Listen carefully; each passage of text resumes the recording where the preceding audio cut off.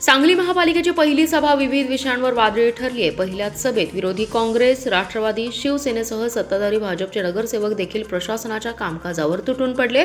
त्यामुळे आजची पहिलीच सभा तब्बल 6 तास चालली। त्यामुळे प्रशासनाला मात्र चांगलाच घाम फुटला।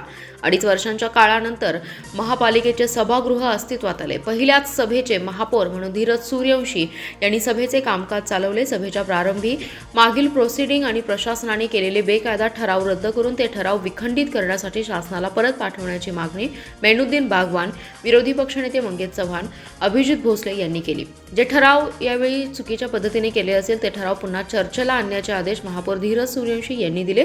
महापालिकेत सत्ता स्थापनेनंतर पहिल्यांदाच महासभा संपन्न झाली आहे। नदी उशाला आणि कोरड घशाला अशी स्थिती महापालिकेची आहे।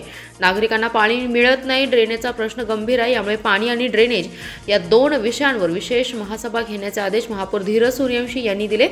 सांगली स्मशानभूमीत कर्मचारी खुशाली मागतात असा आरोप नगरसेवक युवराज बावडेकर यांनी केला। यावर हा प्रकार गंभीर असून याची चौकशी करून दोषींवर कठोर कारवाई करण्याचे आदेश देण्यात आले। समुद्रा कंपनीच्या विषयी महासभेत जोरदार गदारोळ झालाय। कंपनीच्या अधिकाऱ्यांना महासभेत बोलावून घेतलं होतं। वीज बचतीच्या बाबतीत कंपन्यांच्या अधिकाऱ्यांना प्रश्न विचारण्यात आला। याबाबत त्यांना उत्तर देता आलं नाही। जे काही दिवे बसवले त्याबाबत माहिती दिली नाही। महापालिकेचा खर्च कमी होईल असा दावा केला, पण कंपनीलाही व्याज आणि देण्यात येणारे पैसे यावर गदारोळ झालाय।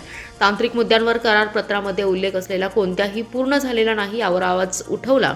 त्यानंतर याबाबत एक समिती बैठक करण्याचा निर्णय घेण्यात आला। यावेळी महापौर धीरज सूर्यवंशी चांगलेच आक्रमक झाले। त्याच्यापैकी काही भाग बरोबर आहे, काही जो भाग आहे तो मी तुम्हाला दुरुस्त करून सांगतो। काय काय त्याच्यामध्ये गोष्टी कशा घडत गेले।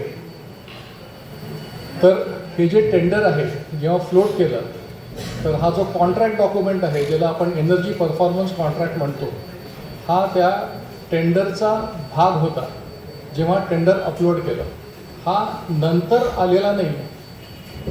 RFP म्हणजे टेंडर डॉक्युमेंटचा तो भाग होता। त्याच्यामध्ये एस्क्रो ॲग्रीमेंट, त्याच्यामध्ये एनर्जी परफॉर्मन्स कॉन्ट्रॅक्टचे सगळे अटी आणि शर्ती हे सगळे त्या टेंडरचा भाग म्हणून होते। हे नंतर कोणी बदलू शकत नाही। त्यामुळे हे एक गोष्ट आहे। दुसरी गोष्ट अशी आहे की जेव्हा हे टेंडर फ्लोट झालं तेव्हा संख्या जी दाखवलेली गेली होती ती 33,500 दिव्यांची संख्या होती। तुम्ही जर का टेंडर बघितलं तर त्याच्यामध्ये संख्या दिलेली आहे 33,500 दिवे। साधारण अप्रॉक्सिमेटली काय 50-60 ज्या व्यथा आहेत, जो आक्रोश आहे तो जनतेतला आहे। त्यामुळं सर्वांच्या चर्चेतून आलेल्या विषयातून आपण सर्वजण या निर्णयाला येतोय की आपण यासाठी एक चांगल्या पद्धतीची कमिटी तयार करूया।